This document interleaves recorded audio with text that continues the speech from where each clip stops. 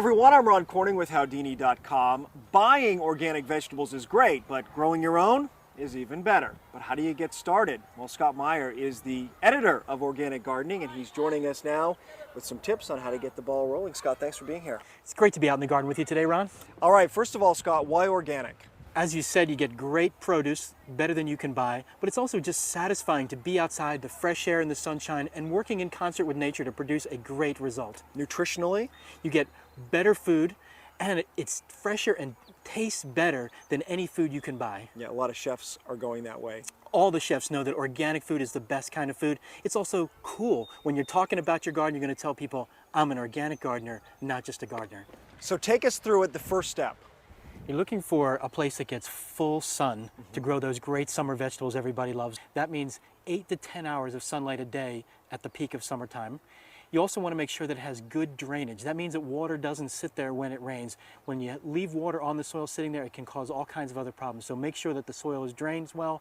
Just pour a little water on top, and if it drains away, you're great. In terms of the amount of space you need for the plot, what would you recommend? Some people don't have a lot of space. You don't need a lot of space, and you also don't want to really start big. A lot of new gardeners make the mistake of planting too much and making too big of a garden that they can't maintain. So I recommend starting smaller and working with a space that's about 4 by 8, maybe 4 by 10. The 4 feet width allows you to reach into the center of the garden to pull weeds or to harvest or whatever you need to do without stepping on the soil. You never want to step on it once you've turned it. So Scott has put together a garden cart that has all of the materials and tools you need to get your garden plot ready, and I'm impressed with how little you need to really get started. It's great. You don't need a lot of fancy machines or expensive tools to get started. Everything you need is really available at your local hardware store or home center. Beginning with really a wooden stake. Wooden stakes you'll find in any hardware store, and these are great for just marking off the area and giving yourself a feel for how big it is and how it's going to work with the sun and the drainage. And this is a large size spade, right? It's a large size spade, and it's different than a shovel because it's square at the bottom and it has these foot spots here that you can use to push the spade into the soil. It's important that you get a sharp spade. Most of the tools that you buy don't have an edge on them. This one needs an edge so that you can cut through the sod and lift it right up. And then you have to sort of work that soil over, and this is what you need for that. A fork, and a garden fork is the right tool for working the soil. You want one that has a wide spacing between the tines. You'll see some forks that are closer together for other purposes. You want this one because you're going to put it in the soil and use it to break up the clods that are underneath where the grass was. So we're talking about the hardest way, which is to mark the plot, take the sod up, begin working the soil. But there's another process that people might be able to begin, let's say, earlier in the spring or in the fall, which doesn't involve any of that. And you call it lasagna, which is sort of layering. Explain that for people. It's really an easier way to do it because you're not removing the sod at all. In fact, the sod is breaking down and it becomes that organic matter that's feeding the underground microbes. In this method, you layer some things on top.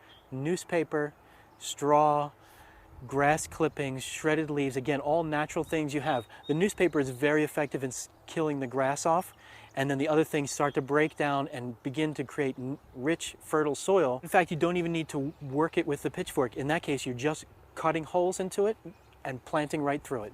All right, let's talk about exactly what goes into the soil to get it ready for planting. What do you recommend there? Because we're going organic here, so we're no chemical fertilizers or pesticides.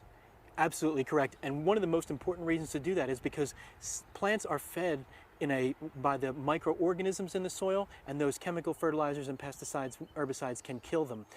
In an organic system, you're really nourishing those microbes, and they're doing the work for you. That really begins with compost. You can make it or you can buy it. You work that into the soil, and again, those microbes are working with them, they're breaking them down and turning that into fertilizer for your plants. So when it comes to weeds, no chemical weed killers, how do you deal with it?